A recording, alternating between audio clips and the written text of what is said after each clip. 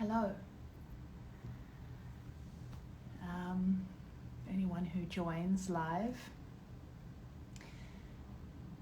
My name is Genevieve Akal, and I'm going to share with you my personal experience of apartheid in South Africa. Hello everyone who's joining. I'll give you a few moments to come in. Blessings. So I'll just, as people join, if you come in the middle of this story, I hope you can kind of orientate yourselves. I'm going to share my story of, from my perspective, what it was like in apartheid South Africa, because I think it will help us to frame the current situation. Because I had a beautiful conversation with an American Jewish friend last night, and he hadn't understood so much of what apartheid is. So I think this will help us to reconcile these polarizing sides. I think culture at the moment is offering us two options. Either we're like into terrorism and bombing Israelis, or we are into Israelis bombing Palestinians. And on the ground, Israelis and Palestinians want to live together. And we have these organizations that are giving us polarized options. And when apartheid in South Africa ended in 1994, we were so lucky and blessed to have leaders like Nelson Mandela, Desmond Tutu, so many. There were Jewish people that helped in the resistance movement. Ruth First, Joe Slovo, Ahmed Kathrada, there was Jay Naidu was a big player. So many people from all different cultures in South Africa helped in the resistance movement and facilitated peace. So our options aren't annihilation on either side. Our options are the Palestinians will be given their rights back, their equal rights, and peaceful leaders can gather around that and facilitate integration between Palestinians and Israelis, a peaceful integration and healing together, right? I think the media gives us these two polarizing options that aren't actually real. So when I was 12, apartheid ended in South Africa. And I very much identify with the Israeli experience at the moment because I had white status as a South African. Okay, so I come from Lebanese diaspora. And the South African colonization story is a very long one. The Dutch arrived in the 1600s. There were 3 Khoisan wars. So the Khoisan are the first peoples of South Africa. And over time they were subjugated. They kind of came in equilibrium with the Dutch, who then became the Boers, or the Afrikaners. And then the British arrived in the 1800s for the gold rush, because we have a lot of gold. And that's when it really got intense. And the British were relentless. They sent in so many troops. And here we had Afrikaners, Boers, who were now farmers, people of the land, you know, quite integrated or in a good kind of relationship with African tribes.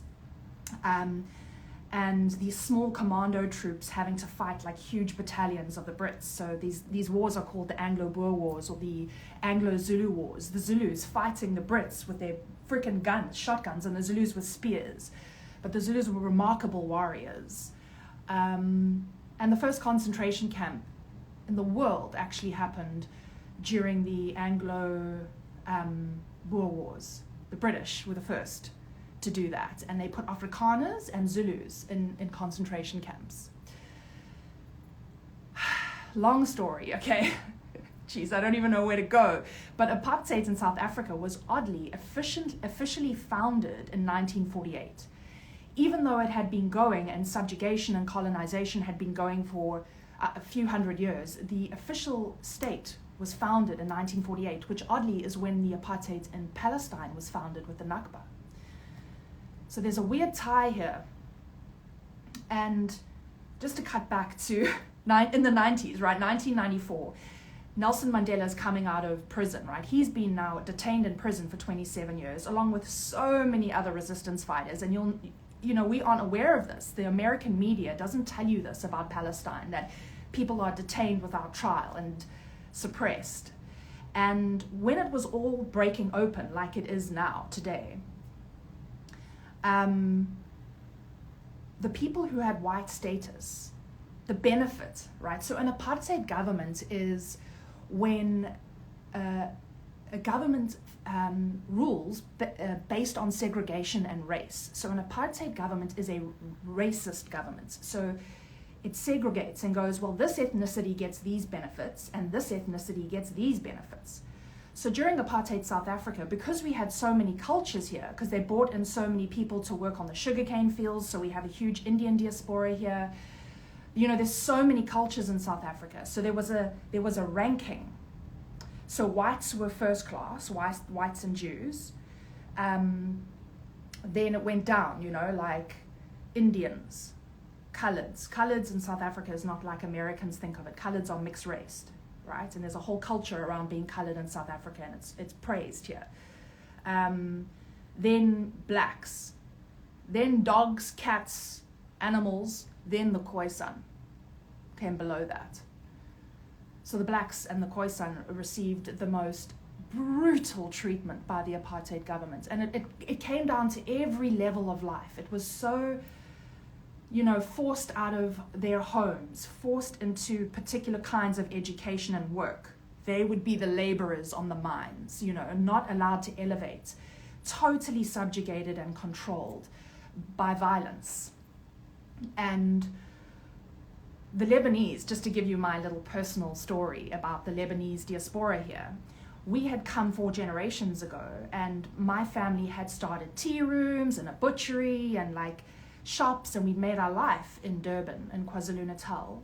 And when the Group Areas Act was coming in 1960, which was the act to separate races, my family was going to lose all of our businesses because we would be in the white area and we weren't going to get white status as Lebanese. So the lawyers, Durban lawyers, Lebanese lawyers, went to the High Court in Pretoria 3 times to fight our case. And the only way we got white status was because we proved our lineage connected to the original area of Israel. And our point was we had to bring out biblical genealogy. We had to be like, well, if you're going to blah, blah, blah, if you're giving the Jews white status, you have to give the Lebs white status. So because a Zionist Jewish family, the Oppenheimers, were the family that in 1917 founded the Anglo-American mines and the De Beers mines. So the biggest diamond mine and gold mine, still today, 50% of our economic substance comes out of these mines, right? So they founded those mines, and they were the big money players in South Africa. So that's why we decided to ride in on their coattails and get white status. And my black friends, when I tell them that story, they're like, well, you got fucking lucky. And I'm like, I know, dude, I'm sorry. So I grew up with the privileges that white people had. I got to get a good education.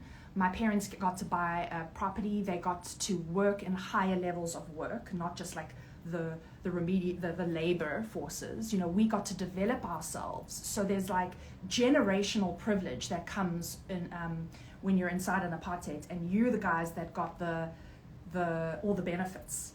You're the race with all the benefits, right? So even today, even though apartheid is over, there's been so much generational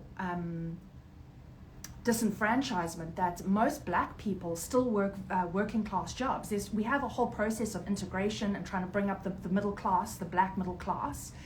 But at the same time, the people that work that will clean your home, that will work in your garden, and the lowest paying jobs are held by black people because there's been generational disenfranchisement. So anyway,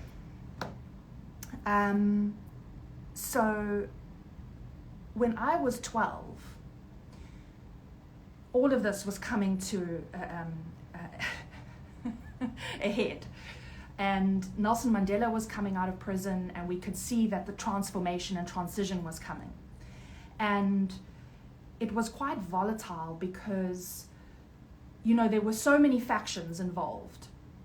The IFP, there were some players in the IFP who had so much anger about the oppression, right? And white South Africans were like, oh my God, are we going to get killed? Like, we were so, my dad had filled up the room. We had a spare room. He filled it up with canned food. Like, we ate that food for another 5 years afterwards because it was just tons of food. He had his guns out. Like, we didn't know if civil war was going to break out. And I will say this, and this is why I can identify with the Israeli their state of perspective right now, is that years later, after it had ended and then I was at university learning about apartheid, I came home and I said to my parents, like, why didn't you do anything? This was so extreme.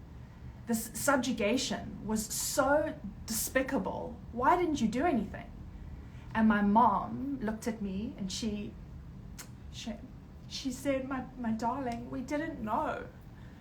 We didn't know. They kept telling us that they were terrorists. So we didn't know the gravity of what was happening, because you're living in ignorant bliss in your little white status neighborhood, living your life. You don't know what's happening in the townships. You don't know about the activists that are being taken at night. You don't know, because our media told us that Nelson Mandela and all the freedom fighters were terrorists. For years, Nelson Mandela, the most beloved humanitarian on earth, was equated with terrorism. So my mom was like, we just watched the news and we were like, oh my God, I hope these terrorists don't hurt us. You know, and that's how they were perceiving reality. They didn't have any conception of what was really happening to Black South Africans and ethnic South Africans, Indians, Coloureds, the Khoisan. So a lot of white South Africans had a big wake-up call in 94. They were like, what? What's been happening? What, they're not the terrorists? What do you mean? What, Nelson Mandela's... He's a UN peace ambassador? What is happening? I thought he was a terrorist, you know? So I understand the Israeli perspective, right? I don't think Israelis are sitting around in occupied Palestine going, I want to subjugate Palestinians. I think the majority of them are completely unaware of what's happening on the ground in Gaza and the West Bank. And I think there are a lot of peaceful leaders, just like Nelson Mandela, and so many others. There's too many to name in our South African eldership. The elders that facilitated our transition with such grace, like Nelson Mandela, soon after he was released from prison after 27 years. 27 years on Robben Island. Can you imagine? But he went to visit the wife of Verwoerd, Verwoerd was one of the big players in apartheid, you know, and he went and sat across the table from her and had tea with her, and he was always trying to understand the oppressor. He always had a longing to, he had an awareness that they were in a state of ignorance. And that if they really knew and they could talk to each other and be human with each other, that it would be okay. So when everyone was like, oh my God, is civil war going to break out? Threats were coming from different factions around South Africa. You know, we've got our room full of canned food. I don't know what's going on. I'm 12. I'm just like a kid in the suburbs, you know, like, what's happening? I don't know. What do you mean? What's the government? I don't know what these things mean, you know? And thank God that a leader like Madiba emerged, and he held it so beautifully. Like, he quelled every fear, he soothed every aggression, he facilitated total reconciliation among the people. And for years afterwards, we had something called the TRC, which is the Truth and Reconciliation Commission, which was, I remember coming home from school for a few years after apartheid ended, and on the TV, on local TV, all day, every day, there was an amnesty court. And what the new leaders had decided was that they can't put all these perpetrators in prison. There's too many of them. And they were following orders. They were under the brainwashing of the black people and the ANC being terrorists. Like, he fully understood that they were under propaganda and they were following orders, these cops and soldiers and everything that did the bidding of the apartheid government. So we had this amnesty court where for years, every day, you'd see a mama come there and sit on the stand, a black African mama, and she would say, "Where is my son?"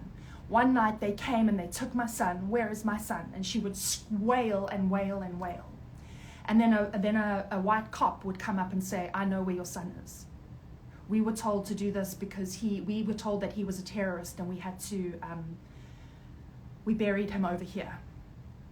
So the TRC was also kind of this process, not just for telling our stories and to let black South Africans and Indian, all sort of non-white South Africans have their say, speak their pain, but it was also for white South Africans who were part of the apartheid government to tell us the real history. Nobody knew where the bodies were. So many people had disappeared. Who had actually orchestrated this? You know, so the promise by the new democratic government was facilitate the truth and reconciliation process, tell the story, doesn't matter what you did, you are forgiven. Amnesty is given. Forgiveness is given. Because we are here to reconcile. We don't want to create another faction and now come at you guys for so many years of oppression, right? So it was this very... the most beautiful thing. And I was still young, but I would sit there and watch and look at people crying, and I'd be like, what happened here? Like, you know. And another thing that I want to say is that soon after 1995, so it ended in 94, 95 was the World Cup rugby. And if you know South Africans, we love rugby, okay, and cricket. We're very good sportsmen. And we got to play in the World Cup. And it was this huge, like, there was this great energy of solidarity among the people. We were high on the new government for years. Like, Madiba came in, and when peace came in, he called it the Rainbow Nation, and we were beloved across the world for what we had managed to do. And it was euphoric. Ask any South African, it was euphoric to reach across and hold on to brothers and sisters. And then we all rallied around our sports team together in 95, and we won. And Madiba gave the trophy over to, what was his name? I can't remember the rugby player. But we had, there was a great energy of reconciliation. So it was scary at first, but when it started moving and peace talks were happening and this reconciliation was happening, it was bliss. It was total bliss. And today, like, our country still has its problems, but God, I love being a South African. I think we're the most sophisticated nation in the world in terms of human rights and human love across cultures because of what we went through. So, you know, that's my message for, I'm sure Israelis are scared. You know, like, maybe they're aware, like, okay, now you're becoming aware because you've been inside propaganda. Now you've thought Nelson Mandela is a terrorist, like I did, right? Now you're becoming aware that they're not terrorists, that they've actually been under excessive brutality and suppression, ethnic suppression. So an apartheid government elevates one race over another, and the race they don't like, they dehumanize beyond conception. So I think a lot of Israelis are realizing what the government has done.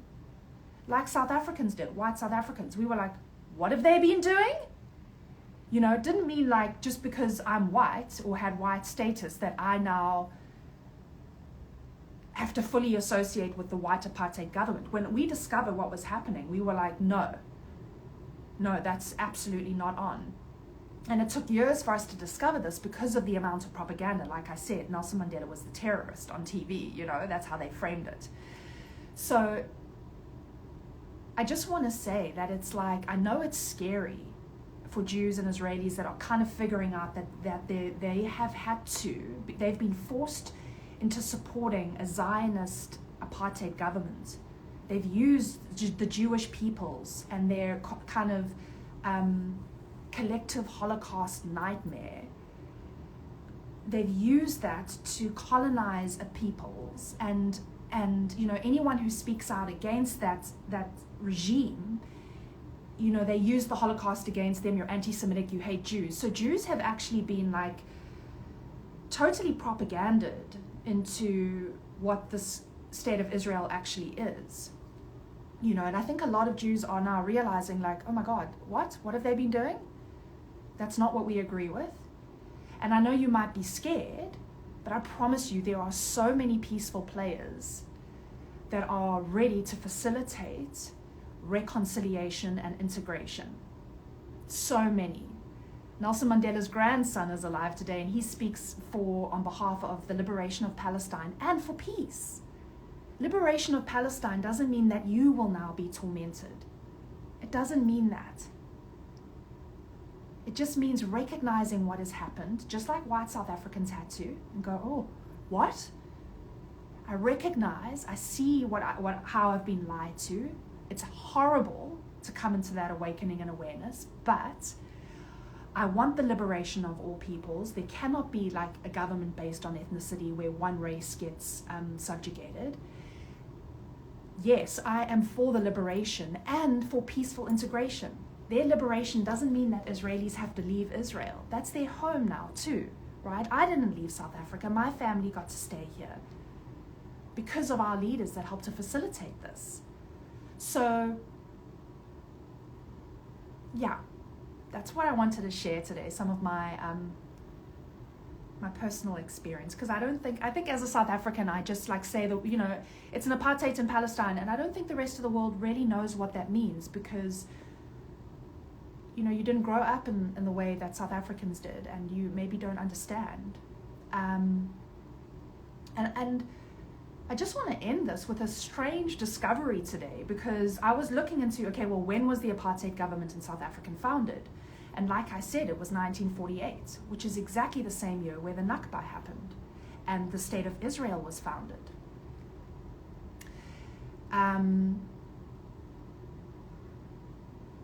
And this is what I'm reading now. I'm just going to read this to you from Wikipedia, right? Because I'm researching South Africa-Israel relations over the decades.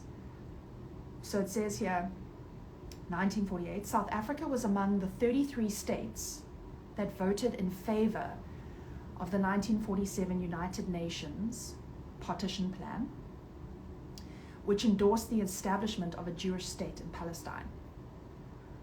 On 24th of May 1948, 9 days after Israel's declaration of independence, the South African government of Jan Smuts, he was one of the leaders, became the 7th foreign government to grant de facto recognition to the state of Israel.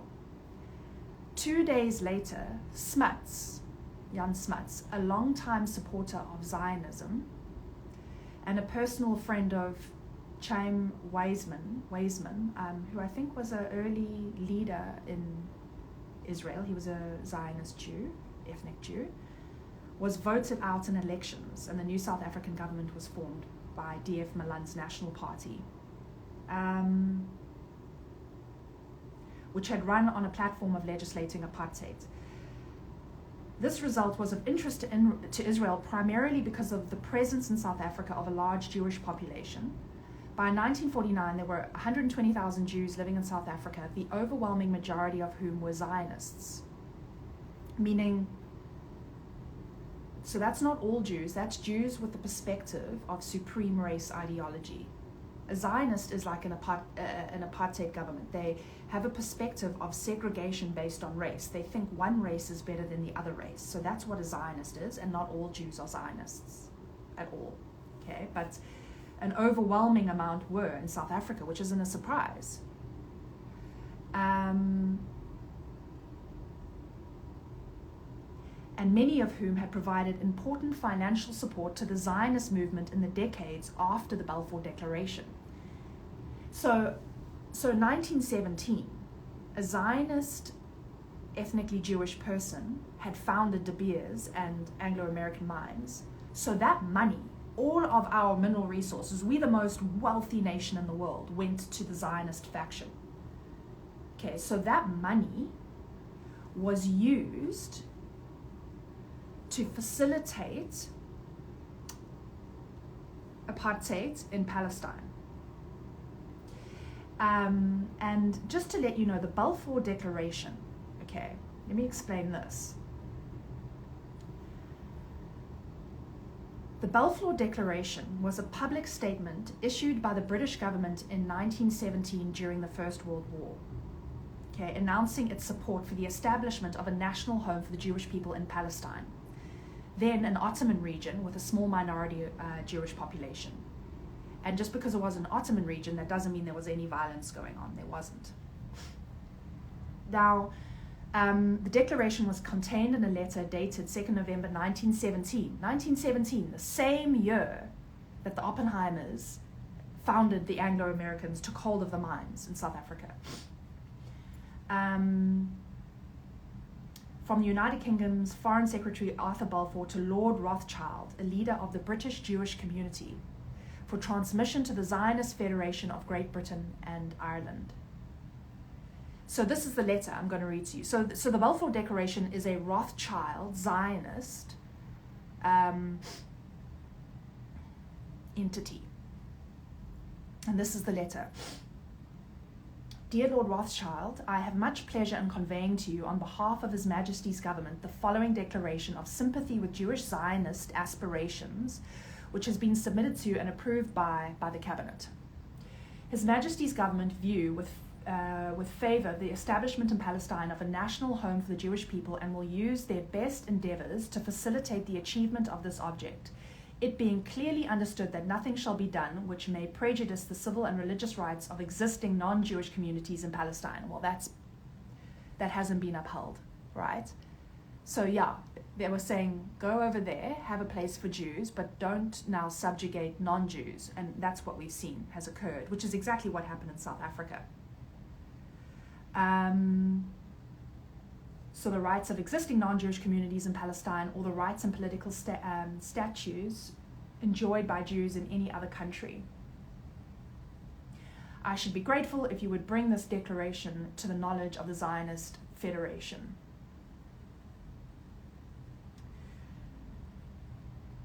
Now, another thing I need to mention about the Balfour Declaration.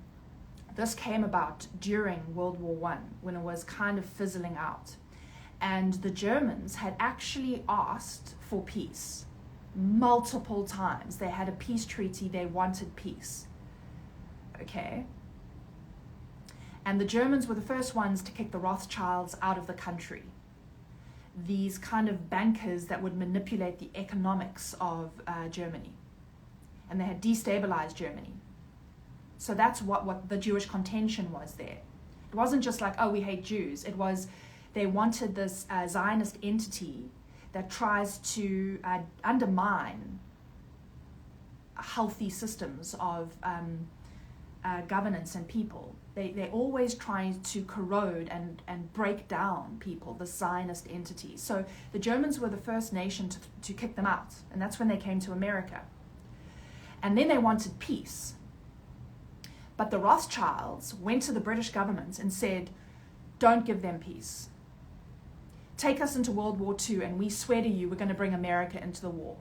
Before, America was not at all playing in the European situation. In fact, they supported the Germans because they had awareness of the Zionist sect. So they were also like, yeah, we've seen the Zionist sect being kicked out of multiple European nations. 109 nations over the centuries have written an order saying that the Jews can't come into the country anymore. And unfortunately, good Jews have been caught up because there's a sect in their people, the Zionists, the supreme race people, the supreme race ideology people have literally messed it up for all Jews.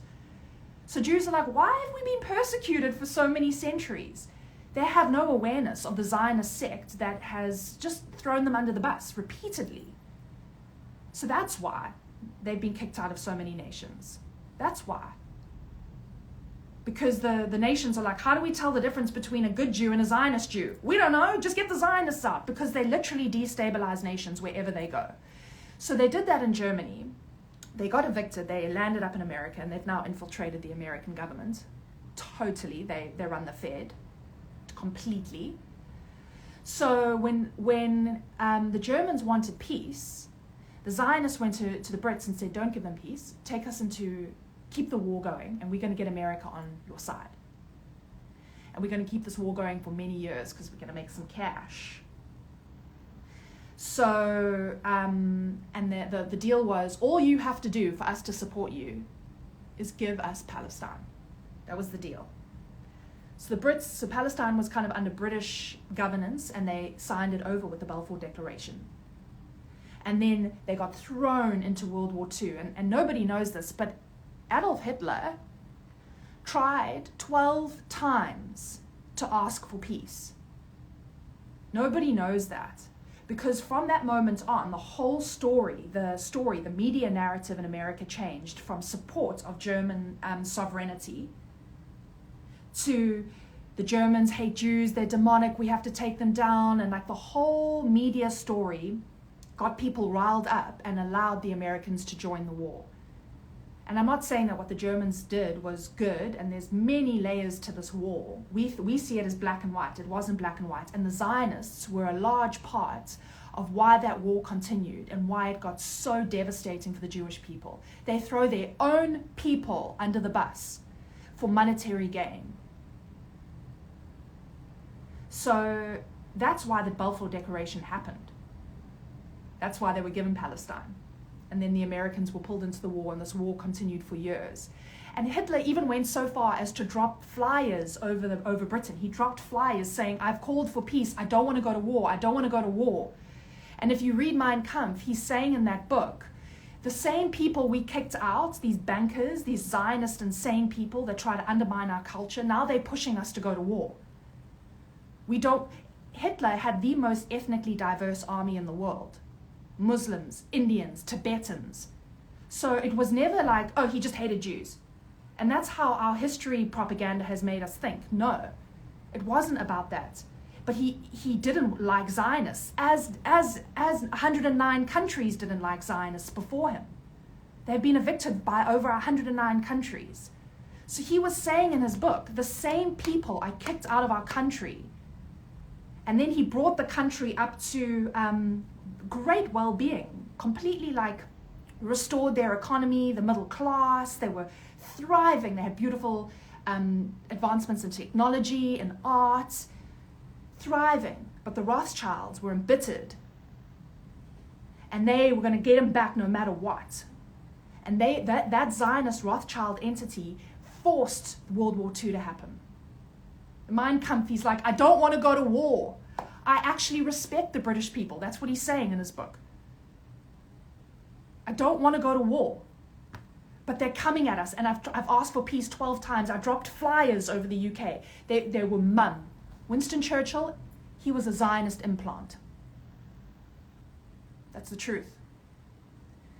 And I've mentioned before on my platform that you can go watch a documentary series called Adolf Hitler, The Greatest Story Never Told. You can find it on Rumble or BitChute or something, to understand the nuances of what happened in World War II. So please don't sit there and go, oh, you're a Nazi now. No, I'm not. I'm an educated person with a brain. I don't live inside polarizing ideas or constructs, black and white thinking that the media, pushes us like they're pushing today. Either you're a terrorist or you support Israel. No, there's another option here, which is unity, peace, integration, truth, and reconciliation. That's the other option. So I wanted to share that with everyone today because I'm now researching. There's a great, a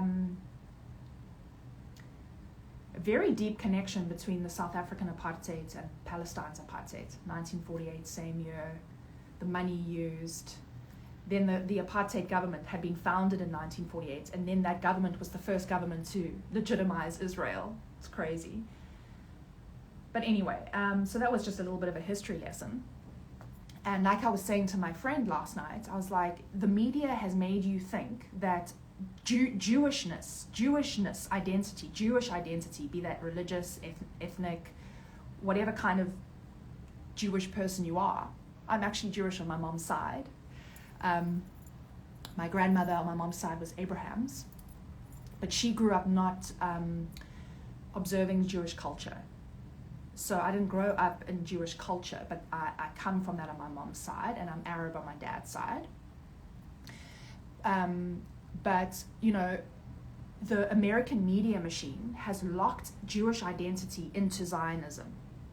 They're like, well, if you don't support the state of Israel, you hate Jews. And it's like, Jews are slowly waking up now and going, wait a second, like, we are more than that. We are not just your state of Israel. We are not just your apartheid regime. We are peoples with a beautiful history, the most ancient history in the world, one of them, tied into that whole region. We're all the tribes. I come from the tribe of Asher. And the Jews have been used. And there's so much more to Jewishness than Zionism, Anyway, so that's my share today.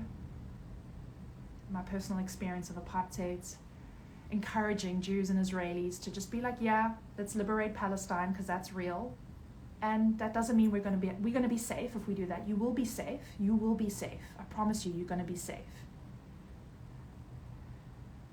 Nations won't let. South Africa will hold you. We will facilitate. We will help. The Palestinians will help. All nations want you to come into unity. We all here to facilitate integration. And this regime has been funding both sides of your story. They took hold of the opposition movement and they started to fund and they founded Hamas. I don't know what it is today. So this continuous black and white oppositional thing is a fallacy. It's manufactured consent. It's manufactured stories. And on the ground, the actual people want to just reach across and be together. Be in the bliss of reconciliation. The bliss of reconciliation. Ask any South African how we felt in 95 after apartheid had ended. It was like another dimension. It was like a heaven. A heaven.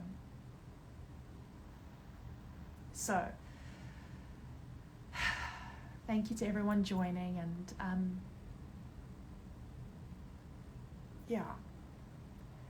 so it's safe to say, let's liberate Palestine and call for peaceful integration. It's safe. We're going to be okay. We can do that. And there's so many elders in the world today that can facilitate that process.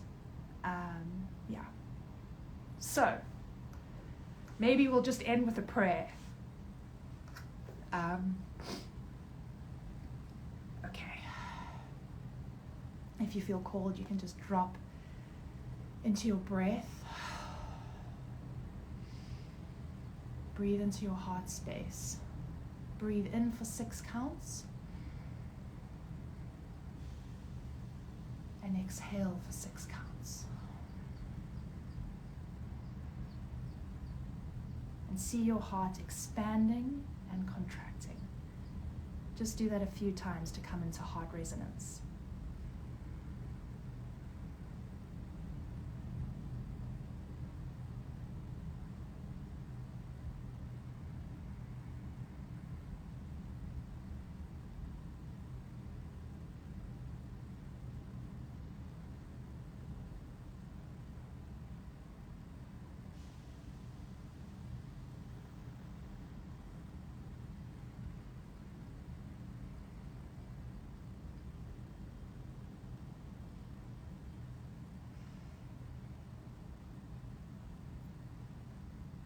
Great Creator,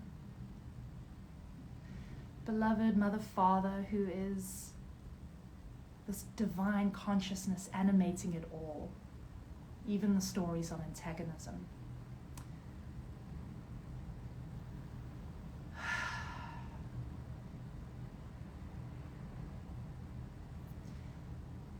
Thank you for awakening hearts and minds.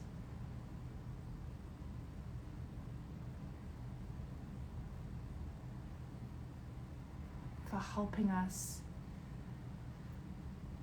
to reach across and facilitate the liberation of the Palestinians and all peoples on this earth. Thank you for a peaceful transition.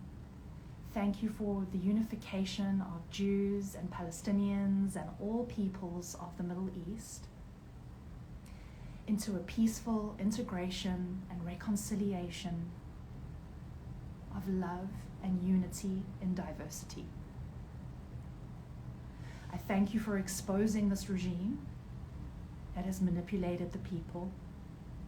I pray too for them. I pray too for that regime and their supporters, for they must be in a very deep ignorance. I pray that your light moves through into those dark corners and breaks into their hearts, opens into their hearts. Let them see themselves in the other. No more division about race. No more supreme race ideology. Level us all out as humans who just want to love and see our kids grow up, have family dinners, and live on this beautiful earth, on the body of our great mother.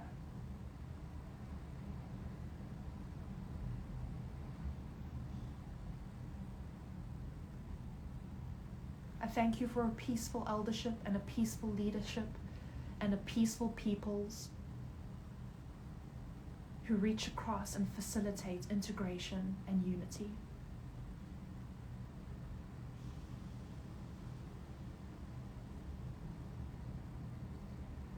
I thank you that this shadow aspect of humanity, this polarized aspect of humanity, is kissed with compassion and released, integrated into the light, integrated into the whole. Arms around the shadow aspect, hugged and loved into wholeness.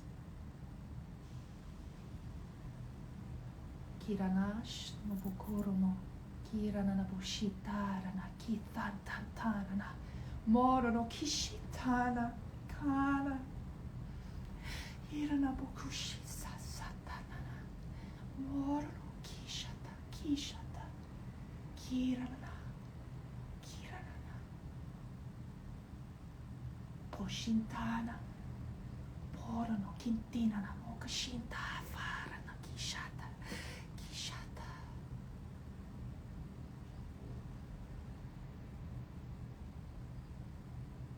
In the name of love, peace, and harmony.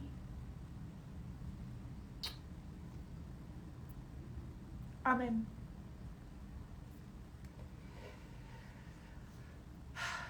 Thank you for joining. And yeah, have a beautiful day. Hold peace. Tell the story, tell the truth. But call for reconciliation. And the great creators in control of all of this, you know, I like to remind myself of that.